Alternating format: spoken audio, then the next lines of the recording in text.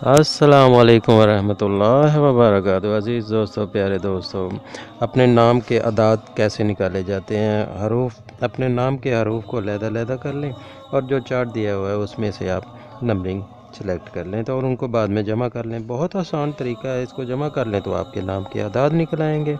बहुत इजी है। आपका ये जदूल, ये जो चार्ट दिया हुआ है उसको आप गौर से देखें कि इंग्लिश और उर्दू में सारा बताया हुआ है कि वो साथ नंबरिंग दी हुई है, तो उसमें से आप निकालेंगे तो इंशाल्लाह ताला आपके अदाद निकल आएंगे नाम के। अल्लाह ताला आपको अपने ज़मान में रखे। मुझे अपनी दुआ में याद रखिएगा। अल्लाह हाफिज़।